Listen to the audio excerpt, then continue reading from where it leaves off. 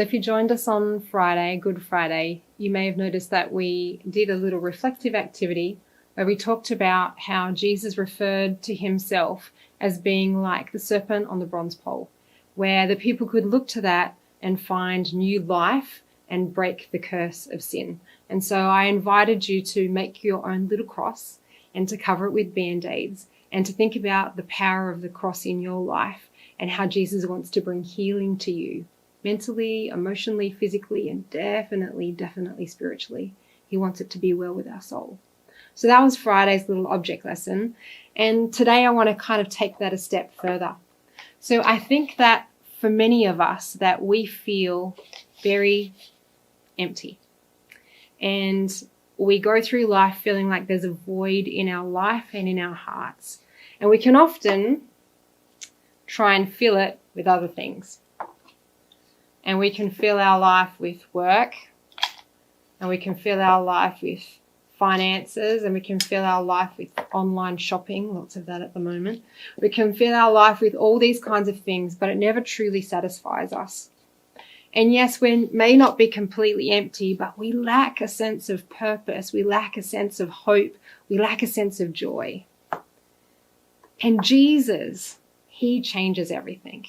And so what I really want to encourage you to think about and meditate on out of today is that Jesus wants to fill the void in our heart. And he wants to give us life. It's not going to be quite stable yet. Need a bit more dirt. And he wants to bring a new sense of peace and hope and life. And the power of the cross changes things. Ben was talking about how Nicodemus learnt that we had to be born again, and that when we look to the cross, there is new life. There's a cure. And when we look to the cross, it changes. We have hope. The Bible says that eternity has been placed in the hearts of man. And you can go, great, well, now there's something in my life. But what does that really mean for me? At the end of the day, if I invite Jesus into my life and he fills a void, what else does that change? Good question.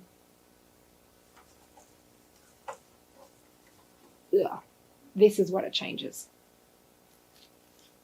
Jesus not only fills the void, he brings new life. And he gives us the capacity to have new life spring out of him.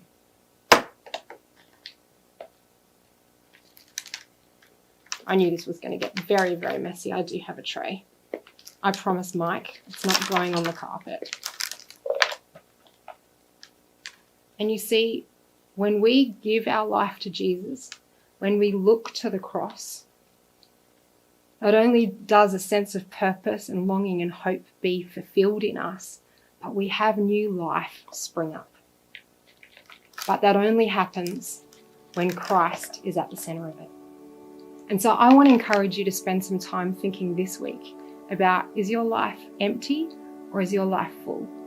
And if you want your life to be full and full of purpose, Jesus needs to be at the very center. And when you give your life to Jesus, he not only gives you purpose and a sense of belonging, but out of that comes this new life that will flourish. Let me pray with you. Dear Lord Jesus, we can feel so empty and we can try to fill our life with so many different things. But at the end of the day, the only thing that is going to give us true life and true joy and true meaning and true purpose is you. And we need to keep our eyes firmly fixed on you as our Savior. We need to be born again and be filled with hope, for you are the cure, not only for the curse. You're not only the cure for sin, but you are the cure to emptiness and loneliness and a sense of hopelessness. And so, Lord, we just want to thank you that when we fill our hearts with you, that we are no longer empty, but you bring out new life.